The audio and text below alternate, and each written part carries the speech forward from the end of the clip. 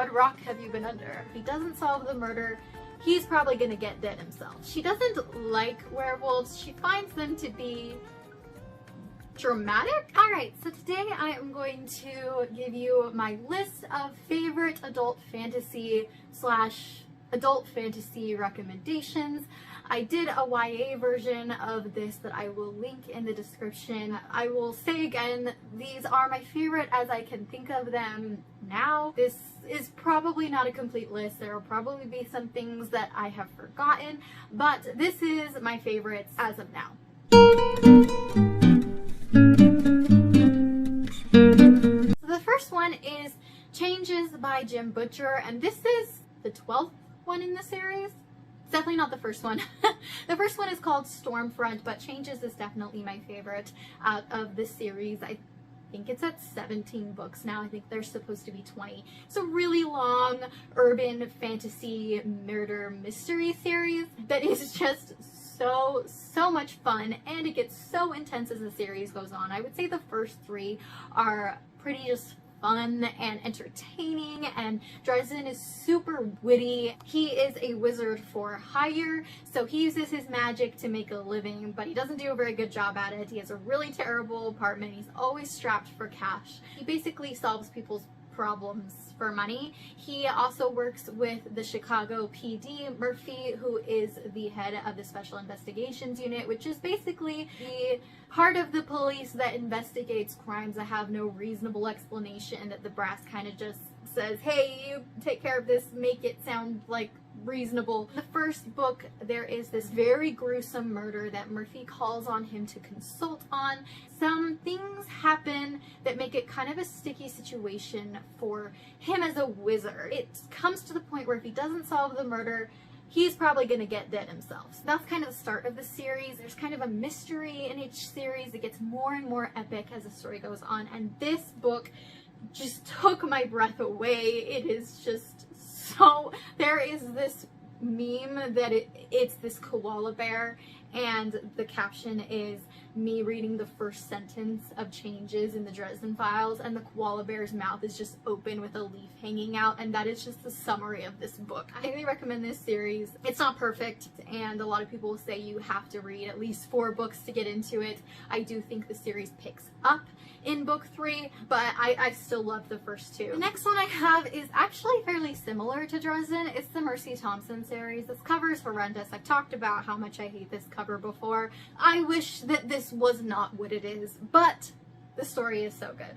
We follow Mercy Thompson, who is a walker. She's basically a shapeshifter. She turns into a coyote. She's very specific that she's not a werewolf, but she was raised by a pack of werewolves. She lives next door to the alpha of a different werewolf pack named Adam. They have this funny little rivalry going on. She doesn't like werewolves. She finds them to be dramatic.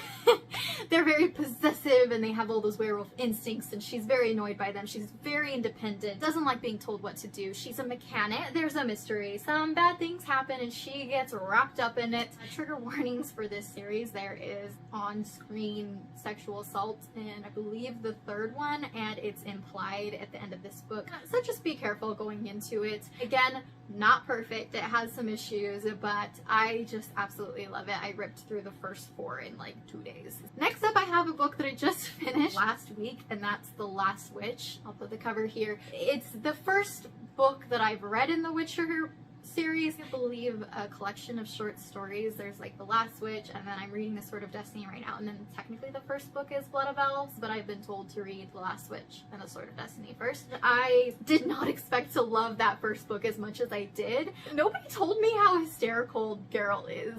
It's funny. It's just such an adventure, and I just really enjoyed it. The translation is great, and actually the second book gets even better, but I can't say that's my favorite because I haven't finished it yet, but something tells me it might be my favorite, and I have really enjoyed this series more than I thought I would. If you don't know what The Witcher is, what rock have you been under? It's about Geralt. I believe that we get a focus on lots of other characters in the later books, but he is what's called a witcher, which is basically a monster hunter, and he travels around killing monsters for money. It's like his profession. There's magic, there's all different kinds of things in this very epic magical world, and it's just a lot of fun. Actually, this first one, there are some dark things that go on. I'm really loving this series. Next up we have Bloodsong, but here this is kind of one of those stories where the main character is telling you their life story. It's so good. We follow Valen, who was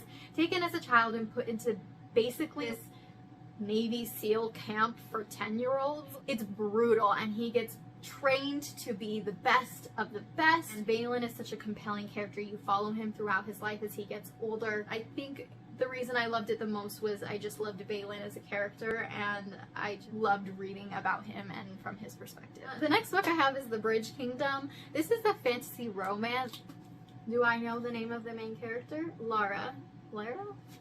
So we follow Lara, and she is the daughter of the leader of this country, and she has been in this compound in the desert with all of her other sisters, who there are many, that are being trained since birth to be spies / assassins. Their whole purpose is to form an alliance with the head of the Bridge Kingdom, which controls this road that leads Lara's home kingdom to places where they can trade. Basically, their whole economy relies on this bridge. Her father wants control of this bridge. He's been drilling into her mind that this kingdom is oppressive and unfair, and they're the reason their people are starving in the streets because their taxes and their tolls are too high, and so he really wants control of this kingdom so he can govern it more benevolently.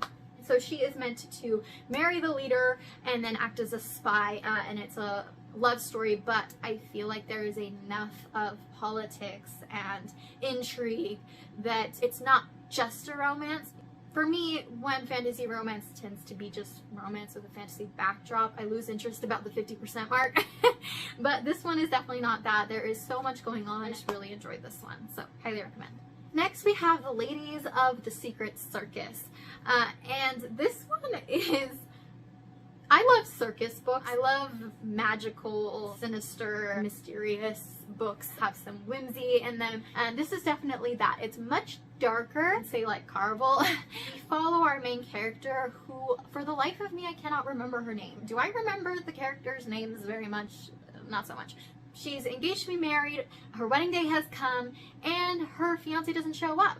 Everyone's like, oh my gosh, sweetie, I'm so sorry, he stood you up. And she's like, no, he would not do that. Like, something terrible has happened to him. So she sets off trying to find him. In the process, she discovers that her great-grandmother was a part of this secret circus that is got a lot of mystery and legends surrounding it. People don't know if it was really real. Our main character has ties to this circus via her grandmother, and as things kind of unfold, she finds out that there are some sinister things going on about her past and things that happened to her in her childhood that she thought were dreams but were actually real. It's very intriguing, very dark, it's just really good. I really enjoyed this one. And last up, I have The Furies of Calderon. This is the first book in the Codex Alera series. This is also by Jim Butcher. It's an epic fantasy. Jim Butcher has described it in the past as Pokemon meets Roman legions, and I feel like that sums it up pretty great. Our main character, Tavi, is the only person he knows of that doesn't have a Fury, which is basically a Pokemon. It is like a elemental spirit that they have a bond with that gives them magical powers, and most everyone gets a Fury or 2 or 3 or a lot by the time they are teenagers, and he has never developed one. It's kind of one of those stories where you start with a character that is not very powerful but then is somehow tasked with saving the world, and so they have to be really witty and really clever to do so because they are such a disadvantage. It's got a really great power creep over the 6 books, and Tavi is just one of those characters that you can really get behind, you can really root for. It has a really great subplot romance. It's definitely not romance heavy, but it's one of my favorite romances in books, and the magic system is just phenomenal. Highly recommend this series as well. That is all for my adult fantasy recommendations currently. If you have any good adult fantasy recommendations, definitely comment them down below. Like this video, subscribe if you feel like it, and I'll see you next time.